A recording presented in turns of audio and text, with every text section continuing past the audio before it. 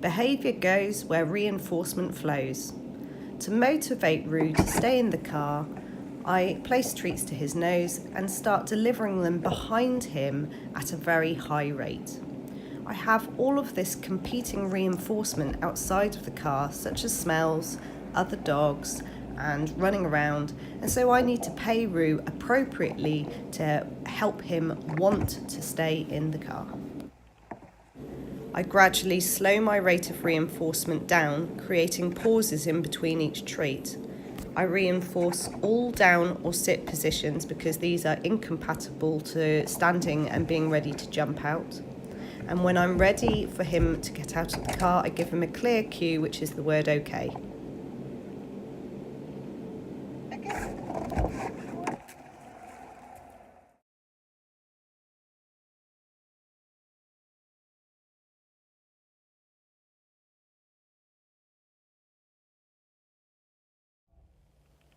When I open the boot, I pause for a second to see what behaviour he offers me. When he stands at the edge of the boot, I immediately redirect him towards the successful behaviour of waiting towards the back of the car.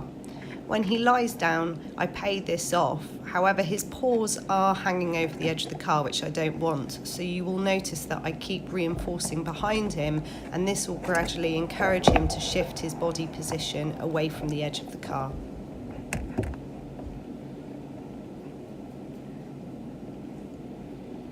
If he misses a treat, I just repeat it so he does not get frustrated. This time his paws are inside the car, and notice how heavily I reinforce him for that position before releasing him from the car with the release cue.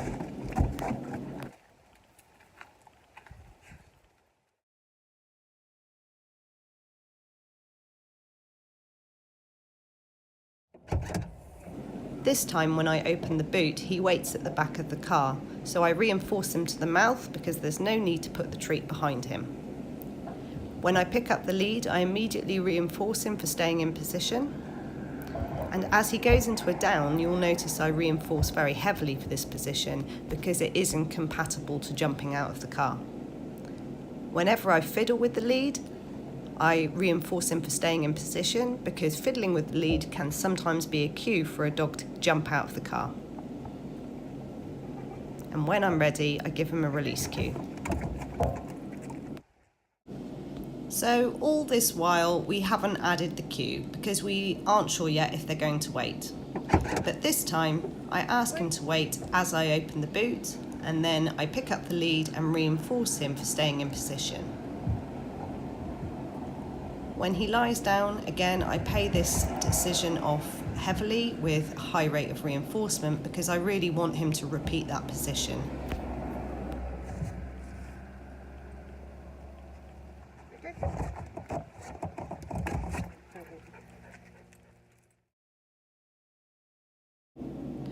So I now want to test what learning has been achieved. I open the boot and ask him to wait, and then I see what behaviour he offers me. When he gets into a down, I pick up the lead, as that is actually part of the reinforcement process. I then pay him with a couple of treats and give him his release cue to exit the car and access his walk, which is ultimately the main reinforcer. So your dog won't take the treats. My first recommendation would be to increase the food value, so use high value food as a reinforcer, and if that still doesn't work, then it's likely that the walk is a more valuable reinforcer to your dog than the food you have on offer.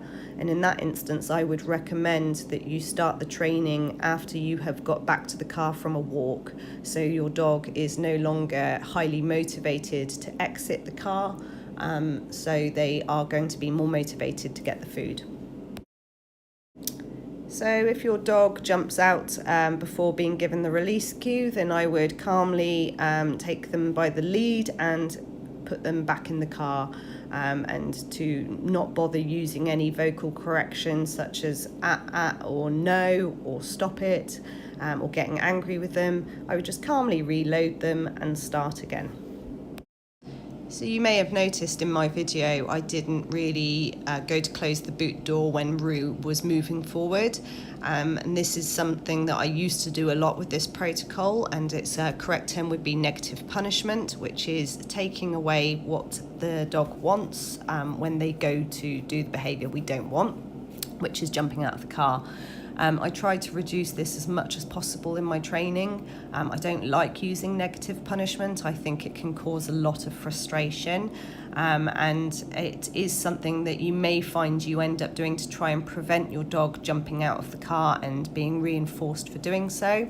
However, you want to be using it as little as possible, and an increasing amount of negative punishment would suggest that your positive reinforcement rate is perhaps too low. If your dog is anxious about being in the car, then it goes without saying it's going to be quite a big challenge for them to be asked to stay in a place they don't feel safe or comfortable. I would recommend first addressing their anxiety before expecting them to not jump out of a place they don't feel comfortable in. I would also recommend reconsidering training this with a dog who is sharing a car with other dogs who are barking or perhaps are also anxious about being in the car. It's quite difficult for dogs to stay in a car with lots of other barking dogs because the acoustics are actually quite intense and their hearing is a lot more sensitive than ours. So it's important to think outside of the box and make sure that we're not asking something of our dogs that's actually impossible. Thanks very much for watching. I hope you've enjoyed it.